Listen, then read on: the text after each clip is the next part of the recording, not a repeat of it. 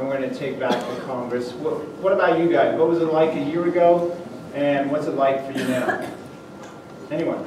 Well, I'll answer Don't quickly. be shy. I'll answer quickly because my answer's short. Because my passion is California, my life's exactly the same.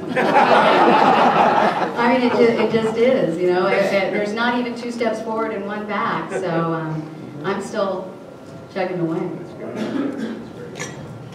I guess I'd have to say that a year ago, I thought things were very bleak. They're still bleak, but there's hope now, because of the fact that these people have overreached. They've actually put themselves in a position where they can be voted out of power. A year ago, I didn't know if that could be the case. Now I'm very hopeful that coming in November, we're going to be able to make some substantive change, the kind of hope that we can believe in, and the kind of change. And so I feel better about it. I know one thing on the work front, I think everybody up here would agree with this, we're all doing a lot more, like all of you are, with less. And we're having to deal with that, with the problems of the economy, not enough resources to get our jobs done, but we're going to persevere and do whatever we can. Andrew, you've had a very quiet year. Well, I'd like to think that everything has changed drastically. I mean, I live in my own world, so every single day feels like I'm in the middle of the maelstrom, but everywhere I go, I meet people who feel that their lives have transformed over the last year, that they finally, it's not just the individual, but large groups of people are starting to realize that democracy is a participatory sport, and realizing that if we don't get involved in it at the level of aggression and with the same skills and tactics that the left has used for us for years, I go, we're going to lose this country. And I'm hopeful that these are just the early adopters and that this is the beginning of the movement. And I'm hopeful that what I'm seeing, first of all, it's more fun than going to Crate and Barrel and then going to Starbucks.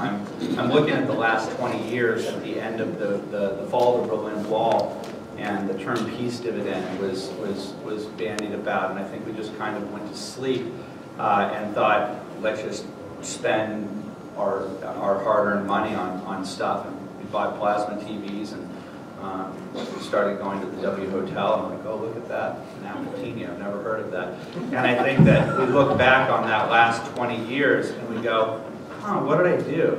What was that? And I look at it, I'm 40 now, I graduated 20 years ago when that happened, when the Berlin Wall fell, and I'd like there to be a revolutionary movement of the next 20 years where we say that 20 years of going to movies, leading the consumer life wasn't enough, and that the next 20 years we're going to be committed to bringing the country back to its founding principles.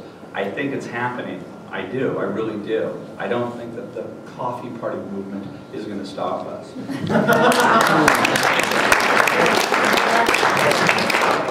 It has been extremely exciting to see so many people getting engaged in the political process for the first time. I'm going to use that line, Andrew, democracy is a participatory sport. People are fired up, they're participating. And you see a lot of young people who are waking up and seeing what's going on, and they don't particularly like it, and they're getting involved. You've got a slew of people running for office who have never run for office in their life, who are saying, okay, I got to do something. I don't even know if I have a chance to win, but I got to do something. And then there are people like my in-laws that was at their house last night, 85 years old, saying, you know, I think we need to go to one of these tea parties. People are fired up. It's extremely exciting, and it's just a great time to be working in this new and burgeoning media where radio has been revived, where we're seeing the internet doing what the networks should have done. You know, I think of what Andrew does at Breitbart.tv, and I will tell you, my radio show doesn't work without the content that he provides every day. That's where I get all the audio that I layer into my show from Breitbart.tv. But, you know, the kind of stuff he's talking about with these 2 kids just out of college who bust Acorn. They did this on no budget. There was no budget. Actually, $1,300. Oh, sorry. $1,300. Okay? This is the kind of stuff that CBS should be doing, and ABCBS should be doing, and NBCBS should be doing, and MSNBCBS should be doing. This is the kind of work that reporting operations should be doing. Instead, you got some folks out there doing it themselves, hooking up with Andrew, and getting this stuff out there. But he's right. We need to have more people exposed to these true investigative reports and show who's behind the curtain. All right, this is your show. Who's got a question? Right there, Mike D'Annunzio. San Francisco. Thank you, Tom. Thank you, gentlemen and ladies. I think I'm like most people in this room. I wake up at 5 a.m. to start the morning off with Brian. Did I say that right, Brian? But like most, I'm 24/7 KSFO Fox News, and cannot thank you guys enough for everything you're doing to give us what we need. But I'm starting to pick something up, and I think some people here may also feel the same way. And that is all of a sudden a bit of whining and crying from our people like yourselves, and this victimization of what this administration is doing to us. And what I'd like to see is for us all to man up a little, myself, and start indicting these people and accusing these people for what they are doing to this country and to our economy and to the world. And I would like to see a more assertive, strong charge against the Obama administration for what it's doing, and stop whining and crying about it. Thank you. You know, I want to thank you. I'd like to defend the gentlemen who do a lot of more national stuff than I do. So I'm a bit of an observer of this. And the other day I was listening to Hannity, and he was just driving it home and driving it home and driving it home. And I imagine how some people would go, gosh. Ugh. And I think that the frustration here is, at least on my part, the fear that people aren't getting as energized as I am. And I mean, these guys talk about this message, but then we all go about our lives. We go back to our lives, because we have to. How busy are you? But on all fronts, you're getting hit. And so I personally sense that it's not as much whining, and I'm not necessarily arguing with you, because it probably sounds that way, as much as it is just a desperate desire to get people to recognize what's happening before November comes, and we miss our opportunity. That's my response, but I think it's a great observation.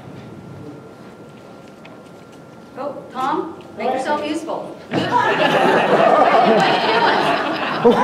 want you to know. He's running for something. I want you to know that when I go on Ingeborg, she talks that way the whole time over here. And there are thousands of people who think that I'm some shy retiring guy who gets beat up by her. Yeah. Who's next? The Reverend Lou Sheldon. Thank you. I want to commend all you folks, including this wonderful young lady. And where in the valley did you say you broadcast from? Bakersfield in the morning and Fresno at night. Very good. I don't drive, by the way. I've got 3 children. I stay home and do both shows. You just exposed. They think you're... I'm in my pajamas. Are you kidding me? I'm folding laundry on commercial breaks. I'm a mother. I just want to comment that what I saw building last year was this gigantic tsunami that we couldn't have built as well ourselves against those that are denying the basic principles of the founding of America and the total socialistic takeover. But they are building their own tsunami. All we have to do, and I want to commend our vice chairman here, and I was reading his position paper, but please everybody take this and be sure you read it. We've got to mount our political surfboards, and that's modern technology, and ride that wave so that even in the state assembly, where we're something like 13 seats away from being a simple 41 majority, we could even very well do that. Because every week there is another point of higher reach of that tsunami. And I'll just close by saying, how can you top what happened last week?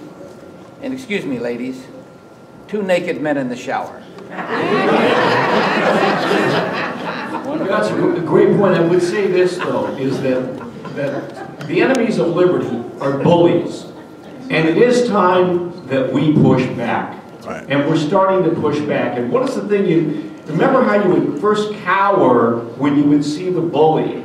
But then what you discover is, when you give the bully a fat lip, they run in the other direction.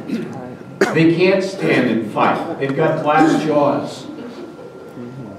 What the thing is that most Americans and a lot of conservatives haven't realized is that a lot of the folks on the left have glass jaws. They can give the punches, they can't take them. And I agree with Andrew, it's time to start hitting back.